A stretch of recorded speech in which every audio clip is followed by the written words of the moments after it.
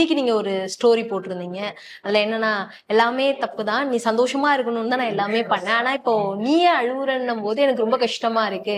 கொஞ்ச நாள் இத அப்படியே விடுவோமே அப்படிங்கிற மாரி ஒரு ஸ்டோரி. அத கேட்கும்போது, என்னடா எந்த இடத்துலயும் தப்பாவே சொல்லல. திடீர்னு இது இப்படி ஒரு பிம்பம் கிரியேட் ஆகுது அப்படின்னு தோணி இருந்தது. ஏன் சார் அந்த ஸ்டோரிக்கு ரீசன்? ஆக்சுவலா அவங்க ரொம்ப சிரிக்கணும்னு ஆசைப்பட்டது நான் தான். இப்ப அவங்களே நான் ரொம்ப அள வைக்கிறப்ப ஸோ அதுக்கும் காரணம் அவங்க சிரிச்சாலும் அதனால அதுக்கு காரணம் நான் மட்டும் தான். ஸோ எனக்கு அது ரொம்ப ஃபுல்லா உள்ள கில்ட்டா இருந்தது. சரி ஓகே டைம் விடுவோம். ஏன்னா சுத்தி அவங்களுக்கு வேற நெகட்டிவிட்டிஸா வர்றதுனால சரி டைம் விடுவோம் பார்த்துக்கலாம். நம்ம ஓகே அவங்களும் லீகலா மூவ் பண்ணிட்டோம். சரி நாமும் அதுக்கு அடுத்த ஸ்டெப் என்னவோ அடுத்து பார்க்கலாம். சும்மா போட்டு டாக்ஸிக்கா இருக்க வேண்டாம். அவங்கள நம்ம மதிச்சு வெளியே முடிச்சிடலாம். இப்ப லீகலா மூவ் பண்ணுவோம் அப்படின்னும் போது இந்த கேள்வி சார். டிவோர்ஸ் அப்படிங்கிற ஒரு விஷயம் தான். அது அவங்க கையில தான் இருக்கு. அவங்களோட விருப்பம்.